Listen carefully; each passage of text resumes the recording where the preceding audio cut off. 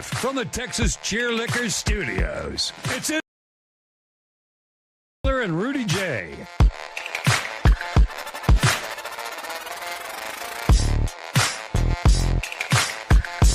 Well, oh well. Sorry to throw the live viewers a bit of a curveball. Oh, shoot. You know, Rudy and I pride ourselves on doing a live podcast every day. And when you do that, it's because we got you're looking at the two dudes here with the two set of biggest balls of all the sports media in Texas. And we don't tape our podcasts. Not you. No, we never do.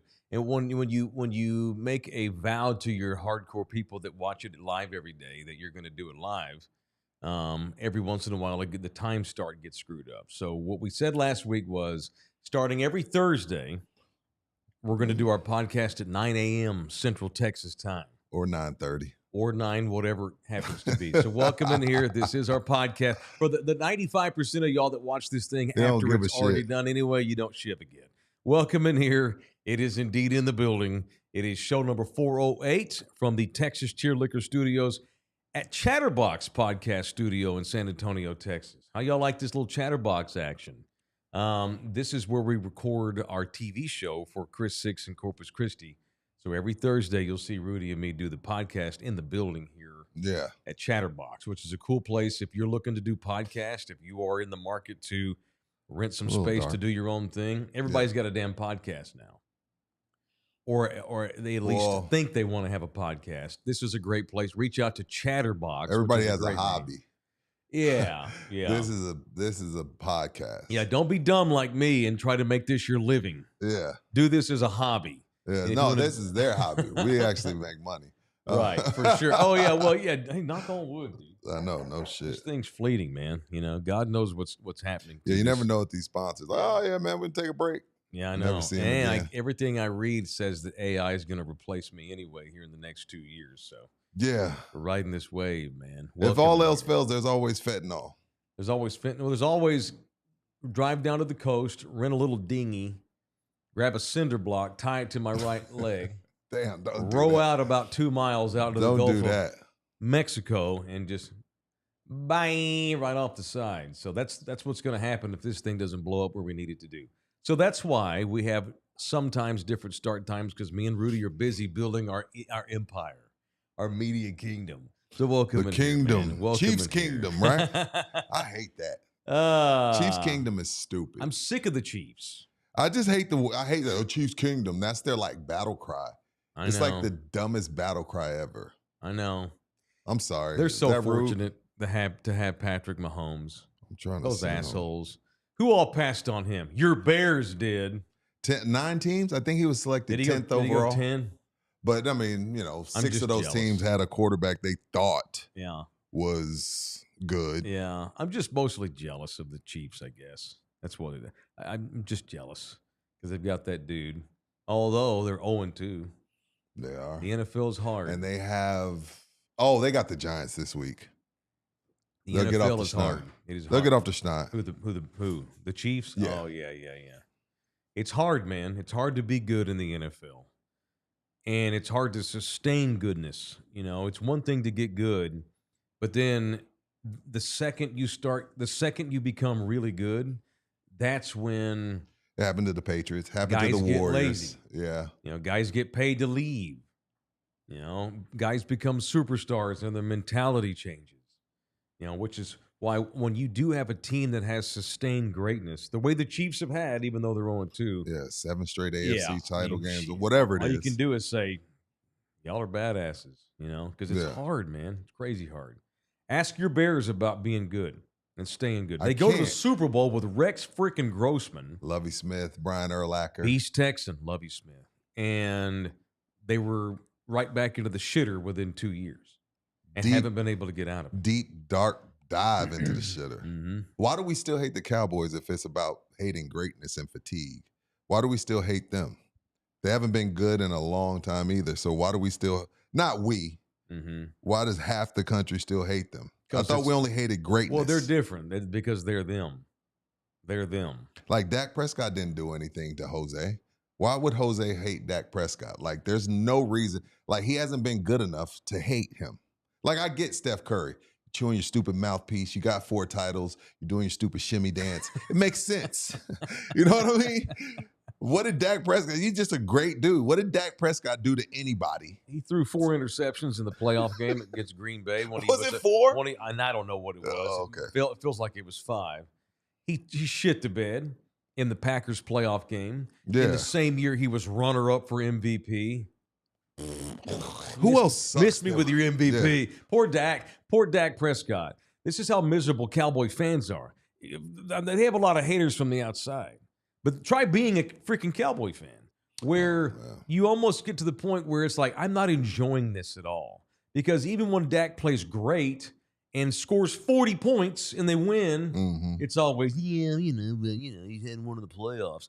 I'm just as guilty as anybody.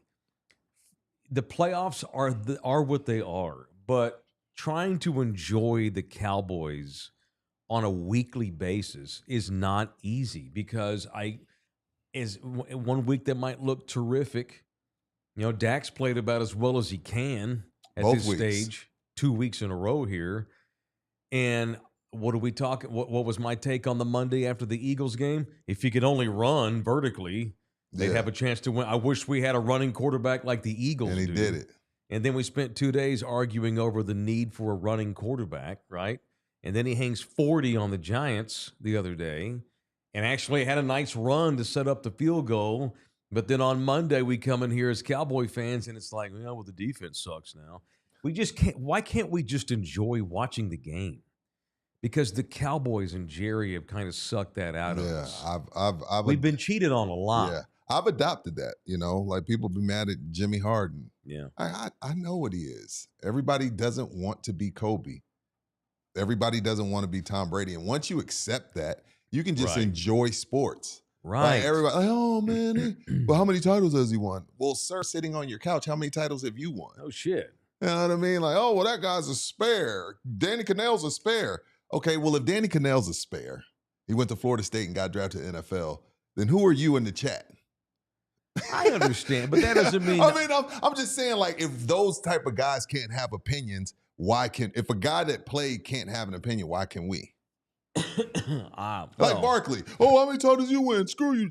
You didn't either.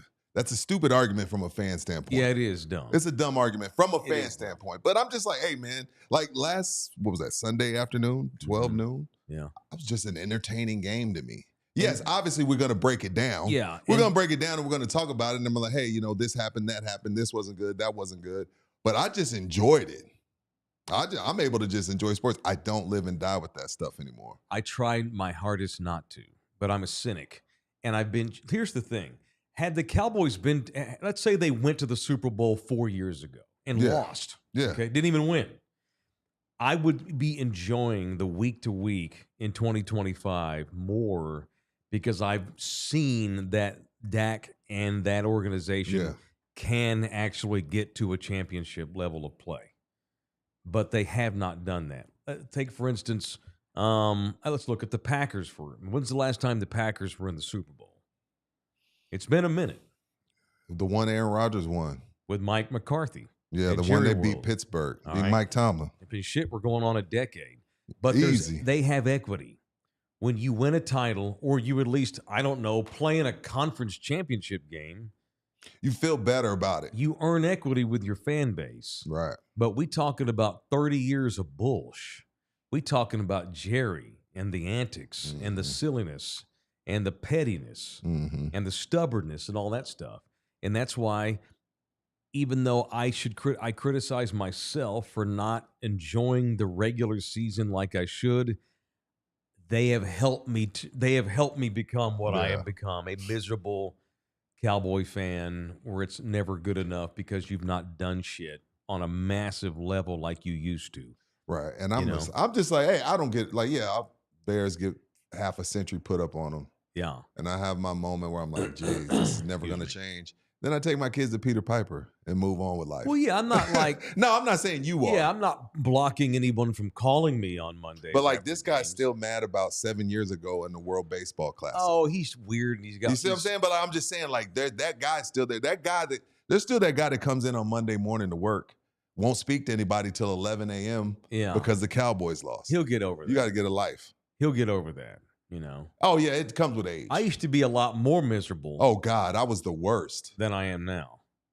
I left my wife at a party because it was in the height of the Kings, Lakers, Spurs, Lakers, and the Kings were kicking the Lakers ass. They were down, I think, 2-1.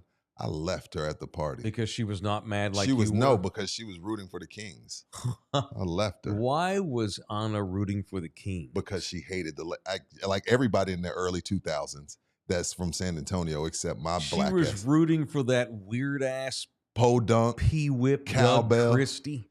She was rooting for them because had to she throw at up that a time sign to his old lady every damn time. At that time, all of San Antonio hated Shaq and Kobe except me. Well, sure. Okay, because your wife's a Spurs fan, she was anti-Lakers. And whoever the Lakers are playing. I get it, but you left the woman though. I left her, dude. And then acted like I did it on accident. Oh, okay. So what's worse? You get pissed and leave your wife because you're mad at her, or you just forget her. I'm not sure. I think I would have just said that may be worse. No, I just forgot about you, baby. I wasn't mad at you. I just forgot you exist. She called me. She was like, hello? I was like, what? She was like, you left me here. I was like, oh, shit. Wow. The last time I yelled at my father, right? Was this over sports? Yes. I was about his age, mid to late 20s, and they lost like 7-6. Who? The Cowboys to the Redskins.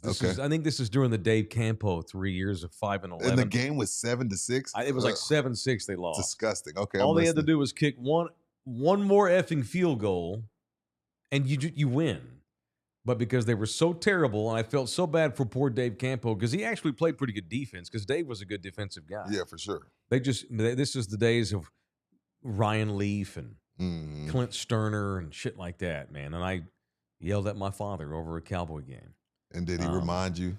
And driving home, I thought, wow, you're a jackass.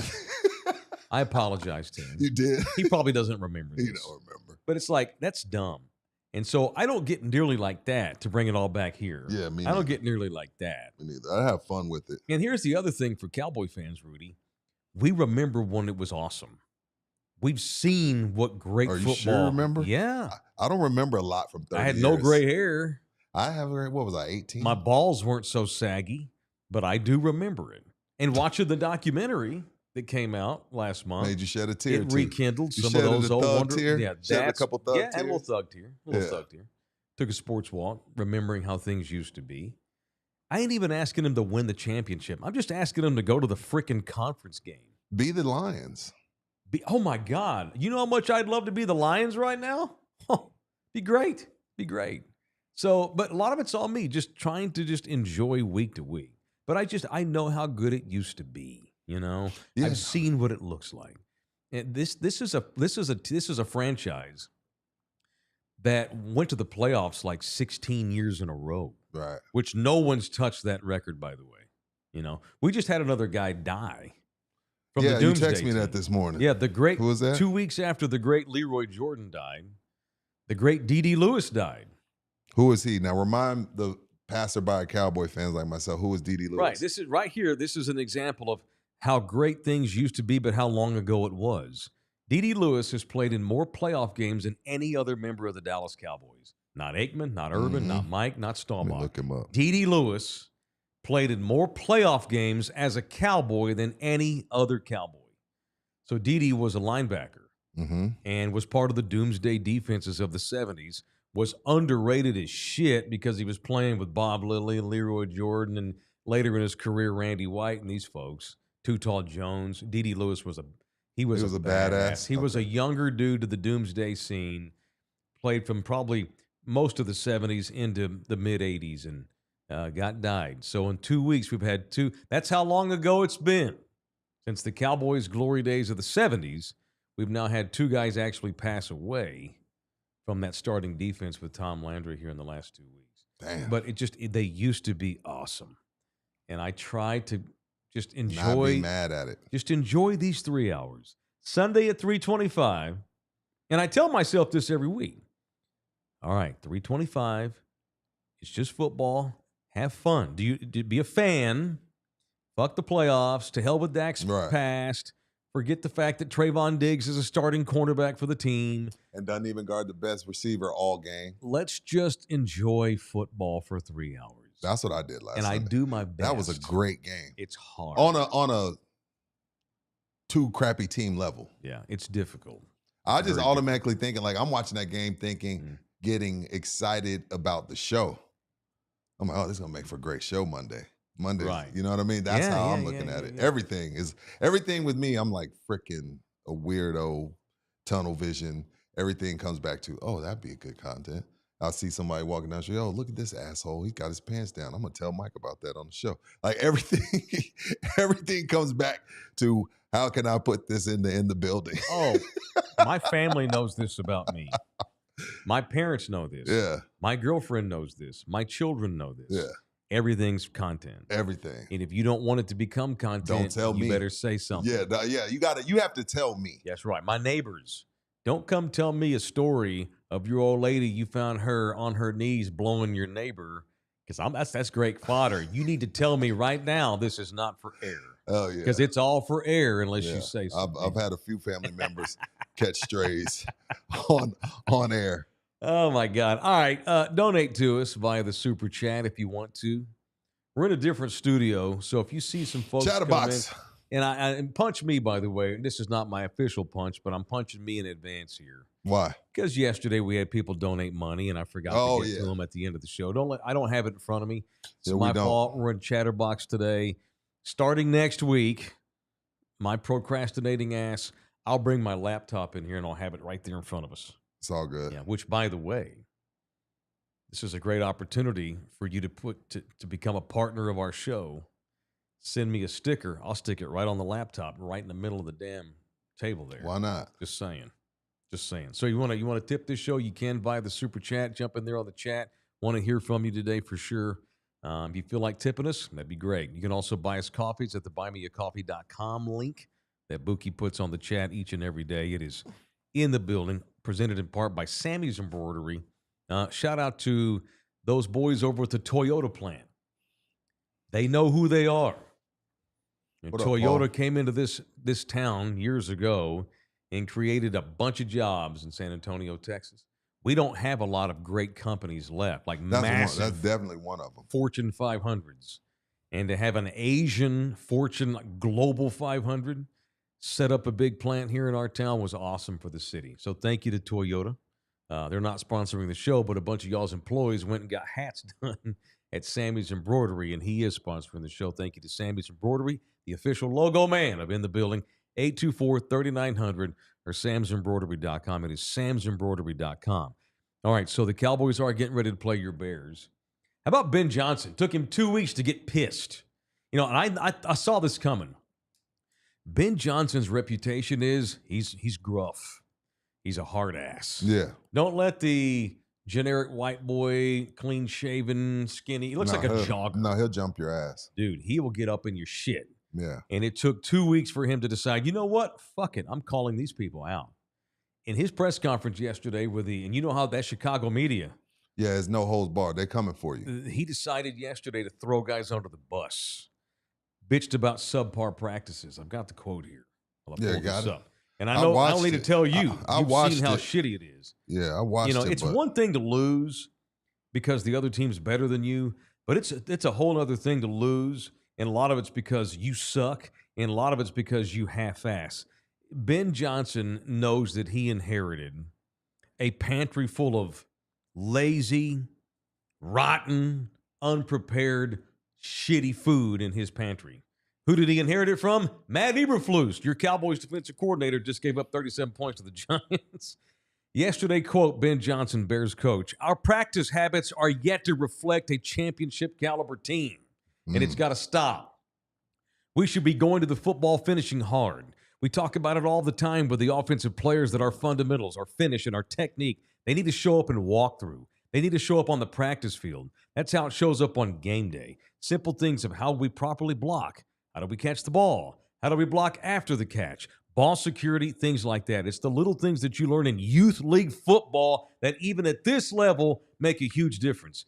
He just said that there are youth league teams that are practicing harder than the Chicago Bears. Because there's a few things on the list of things that you can affect every day. Yeah. If Amon-Ra St. Brown beats you on a route, that's one thing. Yeah.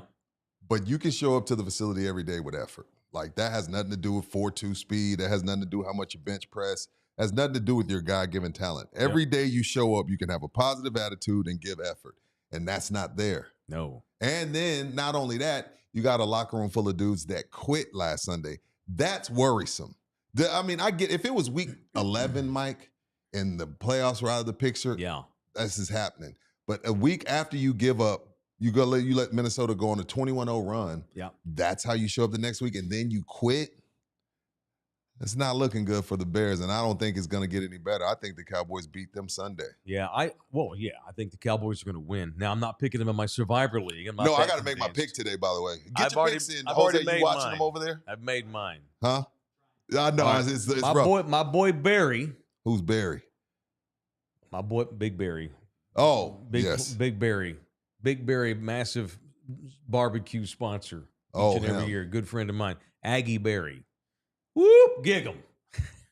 No stuff. Hey, Marcel looked good. He does. He looked better than that other guy in Austin.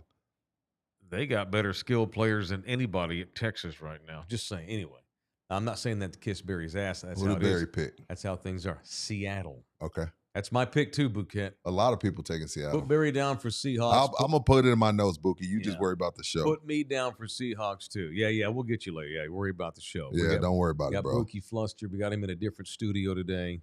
Ben Johnson, Mike, if he's given time, if they give him time, which means 3 to 4 seasons, and give him power, he can fix this. I love his attitude. He coaches the game the way I want my coach to coach it. Sure. I'm not saying Jimmy, where we run motherfuckers off to the other field and we make you have asthma over there. Yeah, you run till you throw up. Oh, he's coach. He's got asthma. We can't have asthma here. He can go over there and have asthma.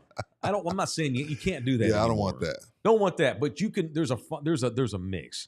You can't be that fucker in Miami. You can't be that little pussy. Mike McDaniel. Yeah, he's a little bit too. He's a little bit too friendly. Is there a coach in the league with a more punchable face than Mike McDaniel? I just want to go up and go with his glasses on. Damn, that's God. funny. I can't have that. Can't have Bob Knight. But I think if Dan Campbell's a good mix of the middle. Dan will get you though. He'll get you, but he's also going to go over there and pick you up and give you a big old hug and cry. He's just emotional. Right. You have to be an emotional coach. Right. Emotional. And Ben Johnson is that. He's just getting started. Y'all brought him in for a reason because you think he's the man. Give him the time. Let him have the power. It was the guy I wanted. I know they interviewed the whole world, but I wanted Ben. He ain't got going back to the Bill Parcells statements from back in the day, I need more groceries. Yeah, because it's hard to cook if I ain't got the right ingredients. You draft a QB number 1 overall, you got to bring in a guy that knows QBs, and that's what they did. But hey, we got to play defense too. Yeah, and your quarterback's got to have some there. Speaking of that, Caleb Williams, and I've said this all week long, he looked like a dog. Like you say, you want to have dogs on the team? When he was at Oklahoma, he was a dog. Yeah. He came off the bench his freshman year and whooped Texas' ass at the Cotton Bowl and was a phenom at Oklahoma. Lincoln Riley goes to USC. He moves to L.A. and gets caught up in that shit. And I know that's my working theory. Yeah, no, I feel that living in L.A. for 2 years messed up Caleb Williams. If that didn't mess him up, probably playing for Matt effing Eberflus last season in his rookie season went a long way to mess him up. I can't believe they kept him after taking Caleb. We're going to find out. You and I have talked about Caleb a lot. I love Caleb Williams because of the talent. And we said yesterday, he and Trevor Lawrence are the two dudes in the NFL. If they had Baker Mayfield's brains and balls, Trevor Lawrence would be first-team All-Pro. Yeah. Caleb would be in his sophomore season, but he wouldn't have this reputation that he's got. that football's about 5th on the list, you know. And I hate to bring up the painted nails. You ought to be able to win championships with your nails painted, but just saying, Rudy, until you ain't done it yet. So we're going to make fun of it. Until you do, it makes it look like you got other priorities. Yeah. You're about spreading messages during the game. Once you try winning the fucking game, then you can give me some messages in the post game. Once you win, all that other stuff can come with it. That's correct. The fungus on the shower shoes has to be after you win. Yeah, and what do I say, man? When I say win, I'm not even talking Super Bowl. Yeah, I'm talking about fielding a competitive team. Competing for divisions. Yeah, getting to divisional rounds. I'm just talking about being a professional football team and not the laughing stock. But we'll see what happens, man. That field up in Chicago is one of the worst fields in all of the football, along with the Steelers. Right. Along with the Steelers, so it's a different field to play on. This is a big game for Caleb. So here we go. You just had a rookie year in which you were a massive underachiever. People are questioning your guts. You have not played great the first 2 weeks. However, they're willing to give you a mulligan because you have tons of talent. You played for a coaching staff that never should have been hired last year. Part of the reason why your rookie year sucked is because you weren't coached up at all. And your indoctrination into the NFL was shitty coaching, bad environment. Now here we are 2 weeks in, and your new coach is like, these motherfuckers don't even know how to practice. By the way, that was Ben's message. Half y'all are out of here at the end of the year. Yeah. When your coach is saying we don't practice hard and comparing you to a youth level team with your practice habits, y'all are on notice. I brought my own luggage in this Louis. Yeah, it ain't y'all. This is a big game for Caleb Williams. Respond to your coach calling you out. The guy that was your coach last year, you're literally going against his defense this week. Caleb Williams is playing against his ex-coach's defense on Sunday. There's going to be that guy that effed up my rookie year right there trying to stop me. Right. Show me that you got that Oklahoma Sooner in you and not that USC Trojan. This is a chance, and I like the Cowboys. The Cowboys should still win the game. The Bears don't have to win the game, but Caleb Williams needs to fucking ball out this week. You're playing a bad defense, coming off giving up 37 to a washed-up Russell Wilson. Show me you got what it takes, kid. This is a big week for him. And on the other side, I'll go as far as Dallas goes. If they really have aspirations to be a playoff team, which I think they do. I don't think you can be at that level and to be at this point in the season and not believe you have a chance. There's going to be 4 or 5 games on the schedule that are must wins. Mm-hmm. Only because it's so hard. You play Philly twice. You're gonna play you're gonna run into teams that are. I think you play Kansas City on Thanksgiving. Yep. Or is it the Chiefs on Thanksgiving? No, it may not be the Chiefs on Thanksgiving, but they played the Chiefs this year. So there's some games that are like coin tosses. Mm-hmm. There's some games that you're gonna lose, and then there's 4 or 5 games that are must wins if you really believe you're going to the playoffs. And I know it's crazy, but I'm just saying you're an average team, teetering right there at average. This is a must win. I know it's only week 3, but because you're not really that good, but you're not really that bad, when you play the bad teams, a la the Giants, a la the Chicago Bears, those are must wins because you're just not good enough for me to just hand you 11 wins. And then you're going to have the game or two that are the games you should lose, or you should win, but that you lose. So to me, even though it's early on in the season, you're playing a team this bad if you're the Dallas Cowboys. Even though it's on the road, this is a must win because you're average. Yeah, and you got the Packers the next week, and we can all assume that's going to be a Green Bay victory. That's what I'm saying. You need to win this game. You still got the Eagles one more time. Yeah. Commanders twice. Yeah, which the depending Giants on Jaden Daniels. Depending on which Jaden Daniels shows up after this knee injury. Yeah. Those are 2 games that are like, I don't know if you're going to beat that team. So it's a big must game. win for them Sunday. Big game for Caleb for sure, but this is a must win for Dallas. And the Bears cannot be 0-3. No. This could be a good game. Because then you lose it. Then it's like they already quit in game in week 2. Put it this way. Whoever does want to win badly and actually gives a shit about winning, we're going to see that those dudes will play their asses off Sunday. This game will expose the people that Ben Johnson was talking about. Yeah. And it could expose some Cowboy players too. But honestly, man, 2 weeks in, what I've seen from Shoddy's teams, and look, I know the defense got annihilated the other day, and everybody's bashing the defense. It's still the same defense that didn't give up any touchdowns to the Eagles on the road in week 1. Granted, they had the big lightning delay, but so what? These are professionals. I'm not ready to throw this defense under the bus the way a lot of people are after the Giants game. Russell Wilson did actually play pretty damn good. Malik Neighbors is a badass wide receiver. Yeah, and a couple of those throws were just perfect. Sometimes the other teams make plays. I mean, they're pros too. Oh, shit. They're pros so I'm not ready to chunk the Cowboys defense. No, I'm not doing that. But as big a game as this is for Chicago, when your coach has called you out, the ex-coach is coming into your town to play against you, you would think the Bears, as good as they can play, will play that good on Sunday. You would think. It should be a decent, entertaining game that and for 3 hours, I'll be able to just entertain myself with a football game and not worry about the long road and the big picture and all that kind of thing. All right, shall we do some punching? Shall we get violent, Bouquet? Do we have the sounder? All right, very good. Let's do it. Let's get violent up in here. It is in the building on Love You Hard TV.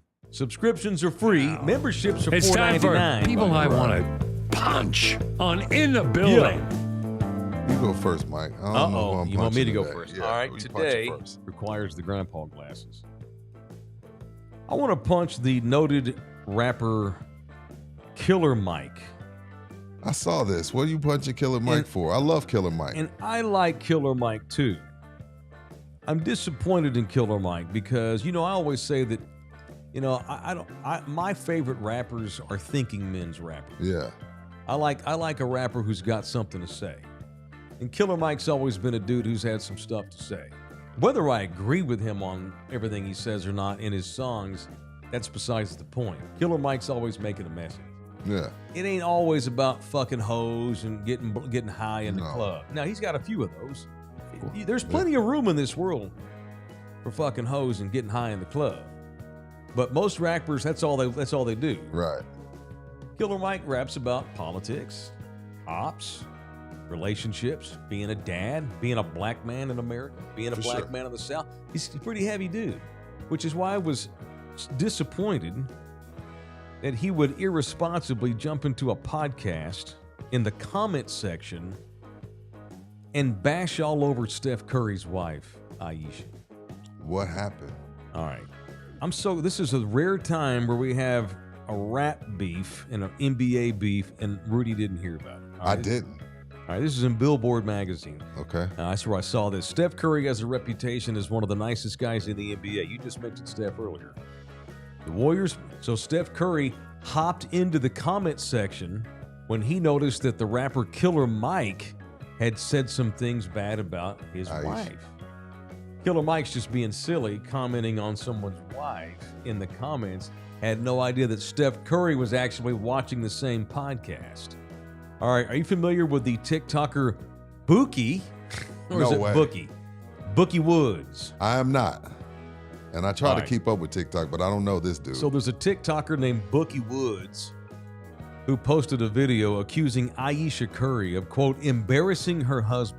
She's been taking a lot of that. Some of her comments are weird. By sharing her insecurity over much attention from men as Steph gets from women. Yes. So she has said in recent days, I guess, that I get insecure because it's not like when men don't hit on me everywhere I go. Well, you're Steph's everywhere wife. my husband goes, panties fall out of the sky. Yeah, because they're looking for a payday.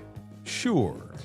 No, but she's had some wins. It's also, she's been pretty vulnerable. She realizes she's not an ugly woman. No, she's pretty. She's not going to win any beauty pageants. She's pretty. And if they got divorced, it'd be 10,000 dudes in her DMs the next day. Only but she also said, he wasn't my type. I couldn't ever see myself actually being with him. Like she said some things that make ignorant people on social media question if she's really there for the right reason type thing. She says some weird stuff sometimes. But I don't know what Killer Mike said, and I don't know if he crossed the line. She's also heard for years that Steph Curry should be with a woman who looks a lot better than you do. And that gets under a girl's skin. But that's his day one. I know. That gets under her skin. I get it. Now, to be fair, she does put herself out there. The reality show. She's filling anchor on like CBS She's definitely News. looking for her. You know, it's funny. We won't talk about what we were talking about. But we talked about before the show, when you got these really rich dudes, sometimes they got to find something for the wife to do, so they feel like they have a purpose. They get insecure. Yeah, they feel like they have a purpose. Yeah. And I think they've been searching for that for her. They've done the reality. She had the food truck. Mm-hmm. Like Steph has tried to find her purpose. Yeah, and he does. And so I think he does a good job of it, actually. She just filled in on the Today Show on NBC, or was it CBS? It was CBS. She filled in on their like big time morning news show, their talk show. And Steph showed up as a surprise guest to support her. And so he agreed to do a sit down with her and the news anchor. I think it was it Hoda? I don't know. I can't keep up with these national. She's like, but he loves my feet. She said some weird shit. That's a long setup to say. What Killer Mike say? So this guy, Bookie Woods, is on TikTok and accused Ayesha Curry of embarrassing her husband by sharing herself so much, and wrote, "She wants to be Glorilla or some shit." Like, we get it, bro. Just go drop an album or some shit. All right. And so Killer Mike writes in the comments with a bunch of LOL laughing with tears emojis and wrote, "My N-bomb said she want to be Glow." He's commenting on what Bookie said. Yeah. Oh, my dude said she want to be Glow. Man, Steph doesn't deserve the embarrassment. God bless him. So Killer Mike agreed and wrote, "Steph does not deserve this kind of embarrassment. God bless him." Guess who replied? What? Steph Curry himself. What did he say? And he tagged Killer Mike. Okay, what did he say? He wrote, "Nah, not you, Mike. I'm cool staying silent and letting these other clowns have their moment."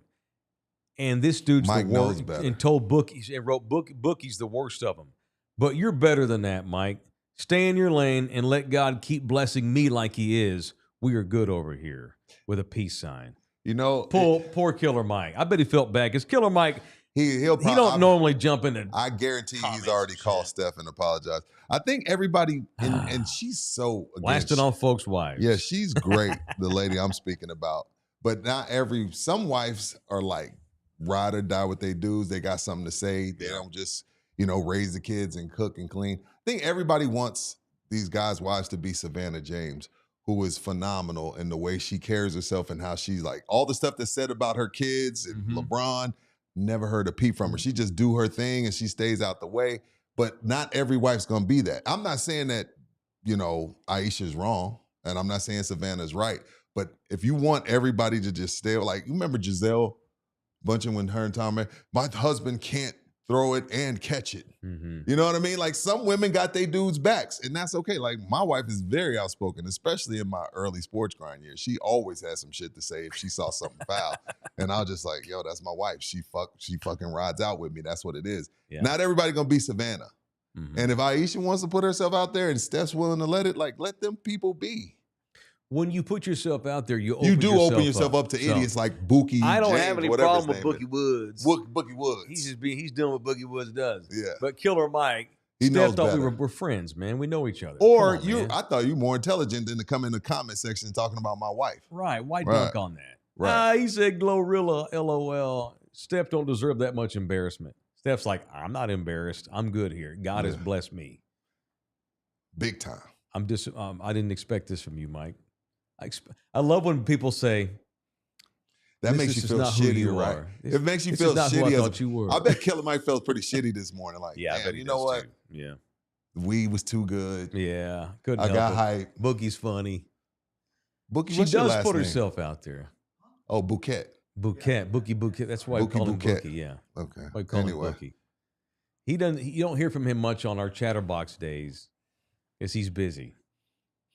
Why don't you talk? You don't have a mic, do you?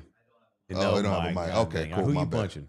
I'm going to punch one Steve Ballmer because, again, all this stuff going on with Kawhi, we come to find out they owed him $1 million, and then so he sat out some games because the payment didn't come through. Then somebody invested. Then he came back and played 27 games straight. But I want to punch him because this is a story that came out a while back, but it's resurfaced now with all the Kawhi stuff. Punch Steve Ballmer for not giving Patrick Beverley his 94 basketball courts he promised him to build in the community. Yeah, so Patrick Beverley's contract, this is according to Beverley, his contract was up. The Sacramento Kings were offering him a significant amount more money than the Clippers were. Mm-hmm. Ballmer's like, man, please, Patrick, you're the heart of the team. We want you to stick around. What can I do? I can't pay you that because of the salary cap. What can I do? Patrick Beverley says, I'll take a lot less, but if you promise me you'll build these 94 basketball courts in the community for me. And then 2 courts get built, 92 still missing. That's bullshit. And then Well, I haven't heard maybe from he used that money. He used that money on the no-show job to pay Kawhi. I haven't heard from Ballmer. There's 2 sides, well, 3 sides. Ballmer side, Beverly side, and the truth. But right, I believe Beverly. I believe him because I believe Beverly too. Like, that's bullshit. So punch Ballmer for lying to that man's face. Build the 92 courts, man. Here's the thing. When you fuck up like this, all your shit comes out. Right. People that have sat on information about you, they all of a sudden feel a little easier about going, you know what, I'm gonna tell my juice on him. Right. Let me give my shit on him. Right. He promised me some courts in the hood, and he never did it. I would have never said nothing, but now that we're dunking on him, fuck it. It's easier to. ESPN just dropped a long piece. I haven't even had a chance to read it all yet. On what? Last night on Kawhi Clippers. Leonard and what a piece of shit he is. Sorry, not sorry. What I like, and of course, this is my ex-husband. We've been divorced a long time. I'm over it. We got Wemby. It's fine. But there's some justification here for Spurs fans that were Team Spurs and ripped Kawhi for years. You know, and does he have some weirdness with his personality? Yeah, he's still a grown-ass fucking guy. Yeah. You know, and we always want to jump on his uncle and throw his uncle under the bus. Kawhi Leonard ain't 10 years old. They're grown-ass man. Uncle works for him. So grown you have ass final man. say so, right. Kawhi's been able to let the uncle take all the juice, take all the heat. Yeah. And Kawhi's like, I just want to play basketball. Shut up, bro. This has made Kawhi look like shit, too. So I got to read it. It was a long piece. It's really good. Yeah. And the Clippers actually released a statement today trying to act like, no, this other company, they just okay. This company that was no-show paying, you just got busted. Steve Ballmer, you got busted. Yeah. He's going to go, but he's probably worried about getting kicked out of the league, which is why he's lying his ass off. Be honest now and tell us we're sorry and take your lumps and you'll be okay. Or lie your ass off and then you're going to face like What do they banned. say? What's the saying? The cover-up is always worse than the crime. Oh, my God, yeah. And all they've done is shit on themselves for the last 2 weeks. All right, y'all caught us. Let's take the plea deal. Exactly. Take the plea deal. Yes. So one source from a Clippers employee, anonymously, of course, obviously, tells ESPN this, talking about how hard Kawhi Leonard and his people are to deal with in L.A.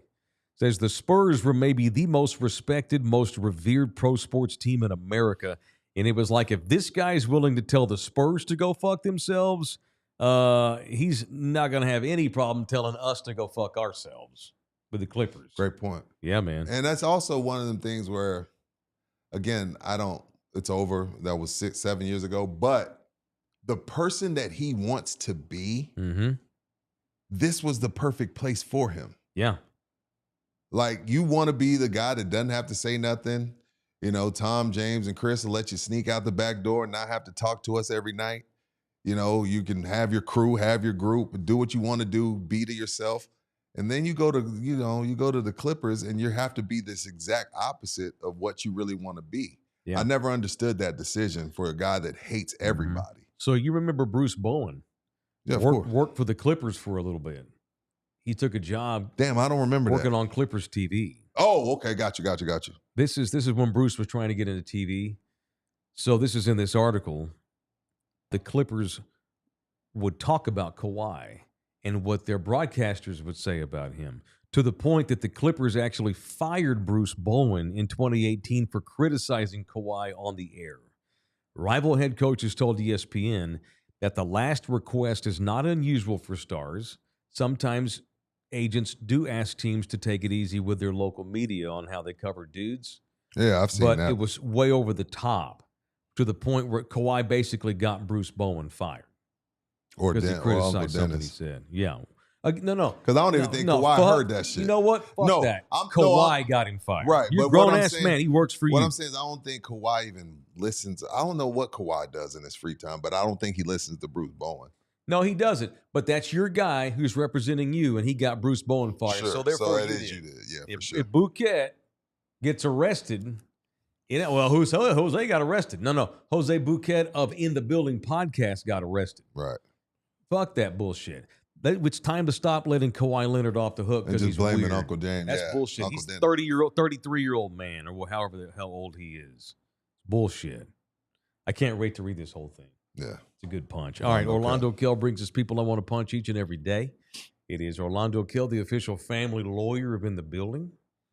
Treat your lady right, but if she goes rogue and she doesn't have your back and has her man's back, then you ain't got the right one. Level, yeah. If she criticizes she ain't the real one. I'm talking about in public. A good woman, can lecture a man in closed doors respectively. Oh, yeah. Respected in a respective way. Right. Like I was told, get your arms off the armchairs this week. Here I am doing it already. I was told this week, yeah, babe, I love you, but I think both look weird. take your arms off the chair. Yeah. Put it in your lap. Yes, ma'am. She produced TV for a long time. She's a keeper. But had she went on Twitter and been like, Mike looks like an idiot.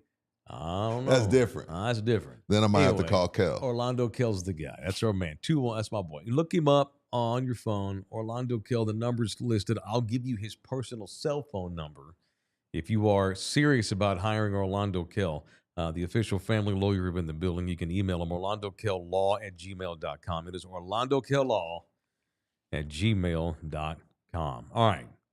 Longhorns getting ready to play Sam Houston State Saturday. Again, if this is supposed to be one of those games where you can be like, you know what? You want to take the kids to SeaWorld, babe? Then my horns, they got Sam Houston State on. But now you got to tap in just to see where Arch is at. It's ridiculous. You can't even go out with the family because you got to see where he's at. So Sam Houston State just brought in a guy called Phil Longo. He's their head coach. Is he a shrink?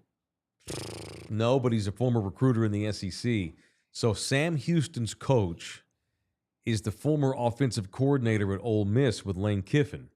Okay. That's how he got the head coaching job in Huntsville at Sam Houston State. Gotcha. One of my 5 alma maters, by the way, eat 'em up Bearcats. Anyway, so he was saying he's baffled as to Arch's struggles and knows for sure, because the last thing he's going to do is criticize Arch Manning. No doubt Arch is going to figure this out. He's going to be great. He's like, look, I've recruited SEC football for the last 20 years. I've never seen a better high school quarterback that I've ever recruited in 15 years of doing this than Arch Manning. That's what makes this so insane that Arch has been this terrible. Arch Manning has the best high school tape of any high school quarterback that's come out of college in at least 15 years, according to Longo, the head coach at Sam Houston and State. based off his competition. And Arch right now going into this game, and this goes to what you said about it's almost must-see TV. He's the worst starting quarterback of any major college football program in America right now. In a P4. And it is unbelievable. In a P4 for sure. It's unbelievable. Yeah. And it's like I don't even know what to. I have to see it because I'm gonna watch him finally figure it out, and the light's gonna come on, and all of a sudden his footwork's gonna be there, and his confidence is gonna be there, and his arm strength's gonna be there, and he's gonna throw a football the right way, and he's gonna score 70 on a terrible Sam Houston team that's 0-3, or he's gonna be just as bad, and I'm watching a train wreck that I can't take my eyes off of. It's must-see TV for all the wrong reasons. Must-see TV for the wrong reasons. It's unbelievable. Right. It's unbelievable. It's just, I don't know what to say. In his defense, just trying to look at it all with the right perspective, his receivers, none of them, they're all 5-star guys. They're all NFL They ain't talent. open either. Nobody has any experience in this at wide receiver. That was my biggest worry. It wasn't Arch, but now Arch is added to the list. But, what's the rest of the team look like? But the defense looks good. The defense looks awesome. I don't have no problems with the defense. They'll win the game Saturday, but will it be 10-9 or 60-9 as it should be? Right. It may be 14-7. The defense might shut Sam Houston out. Sam Houston's awful. They're rebuilding, they're restarting. That's why they have the new coach. It's just, and the other thing is going back to before the Ohio State game, we talked about this. If Arch needs a couple of weeks just to kind of get into that groove, didn't know it'd be this bad, at least he's got 2 stud running backs in C.J. Baxter, who returns. Trey Wisner is a stud, too. You got 2 good running backs. Neither one of them have been healthy yet.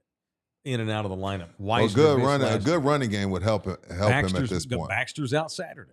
Damn. I don't know if Trey Wisner's going to be back Saturday. They may be having to roll with their third string running back. Which is no bueno for a quarterback that's struggling. No, it's not. And it's not, but it's like chicken and the egg. As a receiver, if I'm a Longhorn receiver, it's like, you're right. I'm really talented. I don't have a lot of experience because I sat last year and I didn't get a lot of minutes. Right. But it don't help when my quarterback literally don't know what the fuck he's doing. How am I supposed to get experience if he can't get the ball to me when I'm wide open? He can't throw 10 yards down the field. Yeah, this is annoying. It's just right now, it's just all caving in on itself. And it's up to the quarterback. It's up to Arch and Manning. Sark. It's up to Sark and Arch. I said this a second ago. And you know what? You mentioned A&M. Giggle. Whoop. A&M going into the season, the scouting report on their offense was they may have the best run game in the NCAA. Maybe. They're that good. And what's happened? They've had two bad motherfucking wide receivers step up. They got two potential All-American wide receivers. And it has they got the money. And Marcel Reed has looked like the kid that they thought they were getting when they brought him in. He looked as bad as Arch did a lot of last season, but he's figured it out. Marcel Reed looks great, and they put up 40 in South Bend. What's that? Yeah, they put up 40 in South Bend, right? Yeah, scored 41. 41-40 was the final, and they're 3-0. They cooked Utah State the previous week. They hung 40-something on UTSA, which is not hard to do, but they did. Marcel Reed ain't a first-round draft pick, but he's a very good, highly skilled SEC-level quarterback. You throw in the stud runners he's got. Now, all of a sudden, you got the two wide receivers that have emerged. A&M, right now, there ain't nobody at skill position, all right? Quarterback, running back, wide receiver. Mm-hmm. Every single one of A&M's starters at skill position are better than every single one of the skill starters at Texas. I didn't think I'd be saying that 3 weeks into the season. But you know what, Mike? A&M's better in all skill phases now. I feel like that's probably been the case a couple times under Jimbo, but Jimbo couldn't coach him up. And I'm not about to make Elko out to be Lou Holtz, but they've always had talent. It's just whatever coach has been there hadn't been able to put it all together. When I'm looking at the rest of the schedule, they're idle. I don't want to say bye, it's college. They're idle this week. But when I'm looking at their schedule, who's next? They got Auburn at home, I think. That's at the crib. Yeah. Mississippi State, Florida. Yep. Pig Suey. Okay. LSU, Missouri, South Carolina, Samford, Texas. I see two. No Bama, no Georgia. If this is the real Aggies and they're really this good and they're really finally putting it all together, I only find 2 losses possibly. That's LSU and Texas. The rest of those games I have them winning, and to me, with them being SEC West, 2 losses, to me, I'm putting you as one of the 12. Now, again, stranger things happen. It's the Aggies. They find a way to mess stuff up. Still the Aggies. But right now, when what I saw in South Bend last week, I can only find 2 losses, and they might even split those. It's September the 18th. It's early. And if A&M played Texas today, though, they'd beat Texas 35-7. They dog walk them. They would beat Texas's ass. They dog walk them. Today, they dog walk them. Yeah, I can't believe this is where we are with UT. By the way, to your point on A&M not coaching guys up, Haynes King, former Aggie quarterback, now the starter at Georgia Tech. Didn't they just win a big game? They just beat Clemson, They stunned Clemson. They're 3-0. Zach Calzada, former A&M starting quarterback, flamed out, now starting quarterback at Kentucky. Connor Wegman, 5-star player. Him. Couldn't do shit with A&M. Now he's at Houston kicking ass. It ain't a player problem at A&M. No, they've always got talent. They just haven't coached it up. That's right. Yeah. Absolutely not. All right, show brought to you in part by Texas Chair Liquor. 7 locations, all the way down south here off of I-90, all the way up to Bernie and in between. You got 7 locations. Texas Chair Liquor, the official liquor store. I've been in the building at all of them. Mentioned in the building, your favorite podcast. Even if you don't like us, that's okay. Take advantage of the fact that they do go on there and mention in the building. They're going to give you 5% off your purchase. No matter if you buy 45 bottles of beer, 18 bottles of wine, a cigar, whatever it is, 5% off everything when you go to Texas Cheer Liquor and mention In the Building. All right, we talked about yesterday giving a daily reach around. Who you giving one today? I'm workshopping the reach around bit. This could become a daily thing or maybe a once a week thing. You know, if there's anybody out there that would like to be the official sponsor of the daily reach around, Adult Megaplex, whoever, it could HEB. I don't know if HEB wants to reach around. Why not? What reach it's around? Gonna be. This is going to be a big. This is a popular segment. It's going to be as popular as People I Want to Punch. I'm down with this. And Orlando's got, that's his real estate. He owns People I Want to Punch. Right. We will create a segment around a sponsorship. Oh, in a heartbeat. But I'm offering No shame. offering up to any would-be potential future sponsors the daily reach around. 3 weeks into the college football season, I never thought I'd be on here telling you that Arch Manning is the worst quarterback in college football and A&M would beat their ass by 28 if they played today. I also did not think I'd be on here giving Brent Venables, the Oklahoma coach. You're about to give Brent a reach around for 2-0? Just for 2-0? Couldn't be more impressed with Oklahoma. Yo, by the way, if Texas played Oklahoma today, Longhorns would get their ass handed to them 3 times over. Okay. Now, 3 times over. See, I think I can see UT fan right now turning red. Tough shit. You're wrong. I'm just saying, like, this is the first time in a long time within a 10-minute span, Mike is reaching around on the Aggies and he's reaching around on the Sooners. I tell it like it is. And talking cash shit about the Horns, I know they fuming. I know Horn fans. I'm not saying you're wrong. That's not what I'm saying, but I just know UT fan and their arrogance. You trashed UT, then you went into loving on the Aggies. Now you loving on the Sooners. They think they're getting trolled. Like I told think they're getting trolled. Like I told R.C. Buford to his face. What's that? At Jay Alexander's at the Quarry. Okay.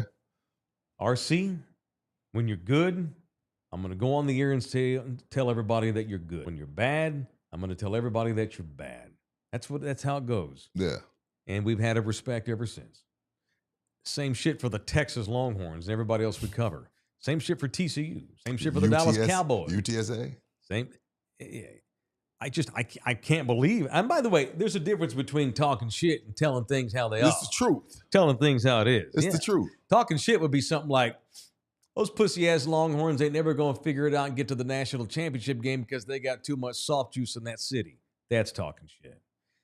Arch Manning looks shot and washed already 3 weeks into his career because he looks very unconfident, can't throw the ball 10 yards down the field with accuracy. That ain't talking shit. That's telling you what I've seen with my own eyes. Right. No, facts. And what I've seen with my own eyes is Oklahoma looks good. And I didn't think they would be because I don't believe in Brent Venables, and I'm still not saying that I do. Brent Venables swallowed his pride and did what was best for his program. He did 2 things this offseason. First of all, he went and told them, I want you to take $1 million off my salary and give it to the NIL, which he did. He took a $1 million pay cut to bring in players. I know. So what do? They go get John Mateer. Yeah. Hey, John, what do you need? It'd be cool to have my offensive coordinator at Washington State come down there with me. Done. They took $1 million off of Brent's salary. He was due to make $9 million this year. Yeah. He's going to have to settle for $8 million. But still, they gave up $1 million. Dude. They used that to bring in John Mateer, and they used that to bring in Ben Arbuckle. You heard of it, Ben Arbuckle? No. Y'all need to get used to Ben Arbuckle. Ben Arbuckle is 30 years old. He is the dude that turned Cam Ward into an All-American at Washington State, and then Cam went to Miami because they got paid. That's okay. And then Arbuckle's at Washington State. He turned John Mateer into basically Baker Mayfield 2.0. And so when Oklahoma came calling to John, John's like, that's cool, but I'd like you to buy my coach out too. No problem. And it was an easy decision for Arbuckle. Arbuckle's a Texan. He's from Wichita Falls. So sure. It's good to have money, man. Dude, it's good to have money. But reach around to Brent Venables. His job was on the line. They ain't winning. They don't look anything like Oklahoma. Take $1 million of my salary and go get me a quarterback. Oh, he wants his OC to come down too. No problem. Hire the OC. And look, they look fucking great. they would whoop Texas' ass up and down the field. Well, we only got 3 weeks. 4 corners. I know. We only got 3 weeks. This is a huge 3 weeks here for Sark and Arch. If Arch Manning does not show at least 50% improvement Saturday against Sam Houston, which is probably the worst team in college football. Shocking news, dude. The UT Longhorns have elected to bench Rudy. Arch Manning and go with Matthew. Let me get my paper. It doesn't Caldwell. matter. No, I'm Can't just saying. get any worse. Yeah, nah. If you're serious, if Arch is still terrible against Sam Houston, he won't be. That gives you the bye week to get the next guy ready for Florida. I'm going out on a limb saying he fixes this. There's no way. I'm going out on a limb. I'll tell you right now, I anticipate Arch will improve. Yes. He will not turn into what I thought he was by week 12. What, a Heisman candidate? Yeah. You can't be. They're not winning the Natty? No. Well, no, they're not winning the Natty. They might go to the playoffs, maybe. Yeah, they can still make the playoffs. They got to play Georgia in Georgia. Maybe. I'm just saying Arch has been so bad. I'm not saying he can't improve at all, but he's not going to turn into the dude that I thought he was by week 12. We're already to week 4. He ain't going to turn into that dude in 8 weeks. Ain't happening. Which tells me he's probably going to have to come back next year. Which this may be a blessing in disguise if he turns into an actual Manning. Granddaddy seen it. Granddaddy's like, no, my grandson will be back at UT. He saw what we didn't see. He was privy to some film we didn't. Y'all are pumping him up. He ain't pissed to drop. He ain't pissed to drop. Can you imagine the pressure he's feeling, though? He's the first Manning quarterback that has sucked. That ain't cool. Congratulations. You fucked up the bloodline. Maybe Peyton's son, who's in 8th grade right now, will be the next great one. The real deal. Yeah. I'll reach around for Buki. Okay. Had to go by Southtown 101, load up all his equipment. Yeah. Actually had to get up at a grown man time. Had to wake up at a grown man time, drive across town, get this all set up. Mm-hmm. And he's still got some work to do for us. And then he's got to get back to Southtown and do his pub sports radio stuff. So give Buki a good reach around. All right, I want you to handle this. I'll buy you some good weed. I want you to handle this appropriately, like a grown man. Don't take this praise now and fuck off the next 2 days like a normal kid would do. Take this praise and run with it. All right? All right. Okay, we come from the old school. We don't pay you for what you've done. We pay you for what we expect you to do going forth. We clearly don't pay you, so we pay you with praise. So take this money. This money is not about what you've done. Now it's about what we expect you to continue. I'm gonna get him some fire flour. I know. Oh, I've got to go see the captain myself today. So, yeah, we really act like we live in Seattle. Or, you know what I mean? We act like we live in Seattle. Dude, on the Pub Sports Channel, Cabby literally smokes on the show at his house in Texas and Dallas. Dabby don't hold back either. Dabby like, yo, this is what I'm smoking today. This strain is indica, it's sativa. Like, I'm like, bro, you in Dallas. Dabby should just do a weed show. Why not? And he mixes in baseball and football predictions in the middle of it and talks about betting. How to just do a pot strain show. There's so many people, especially like in states where it's not legal. It's not legal or it is legal? Where it's not legal. Okay, I'm listening. You know, a lot of people would like to know more about marijuana strains on a medicinal level. Right. And have a grown discussion about marijuana, not all weird. Which, by the way. Can we stop acting like it's weird? I just got triggered. Okay. And I don't want to, I know the show is winding up. We got to do a TV show. Yeah, we got to get out of here. You know, I've been to Colorado, California, New York, where weed is legal. Me too. And have you been to a weed shop? You've been to a dispensary? Course. They're beautiful. They're awesome. They look like this studio we're in. They have a dude out front with an AK because it's cash, but it's also it's awesome. Not my experience. When I went to in LA, he was sitting outside with a gat. No shit. And a vest. Damn. Okay. Well, I don't know where that was. Yeah. I went to one in LA that was owned by Snoop Dogg. I thought I was in the VIP in like the Ritz-Carlton. Yeah. I felt like I was at the airport. You know, they got them rooms in the airport for the rich people. The Delta mileage member can come in here and you can take a nap, take a shower. It was like that. We went to a dispensary in Boulder one year. I feel like I was in a really high tone, like gentleman's cigar lounge. It was beautiful. Yeah, I went to a couple in Colorado that were really Colorado Springs and Boulder. Right, which leads me to my rant. We've got all these shops here in San Antonio that do the CBD. Yeah. They all come off like gangsta places. They got like graffiti on the wall. They have stupid buds, B-U-D-Z. It's not weed, but like the gummies, because the state of Texas hasn't cracked down yet on the loopholes. Can we get our fucking dispensary shops looking classy in this town? I'm a 5'9", mostly white guy from Alamo Heights. I want to go to your shops. I want to go buy your gummies, but I'm not going to go to a place that looks like I might get shot with an AK walking in. They got a clientele they all have, too. But they're not. But hey, Alamo Whites, we smoke too. We take gummies as well. We do CBD as well. You want to get people with actual money to come into your fucking place and shop? Family members, family men like me. Yeah. Why does it have to have graffiti on the wall and this gangster mentality?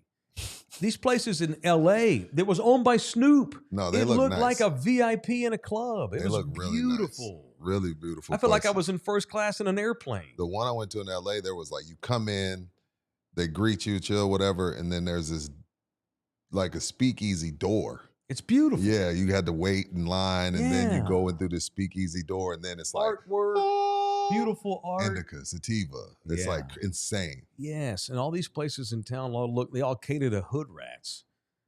My girlfriend plays a hood rat on Facebook, but she's not. I'm not going into a place that looks like it's fucked up. I was raised in that. I went to college, so I don't have to go to places like that. I want a nice, snazzy-looking CBD place that looks like one of our cigar lounges here in town. We've got some beautiful cigar lounges. They look great. Sure. Look great. Anyway, Uncle Mike's rant is over. That's it. We're done. Thank you to Bouquet. Thank you to the people. Come here, Bookie. Back at Southtown 101 tomorrow, 10 a.m. start time. Appreciate y'all accommodating the wonky start today. We got a TV show to do. Love y'all hard. Thank you very much. Tell your buddies about Love You Hard TV and In the Building. Become a subscriber for free. Become a member for just $4.99 a month to get all of our exclusive access to our members-only material, plus our gifts. I'm going to give away a beautiful autographed bottle of Ice 44, George Gervin's new vodka that he has released, autographed by him. I know it's an authentic autograph because I got it from him myself last week. All right, that's tomorrow. See y'all later. Thank you very much. Adios, amigos.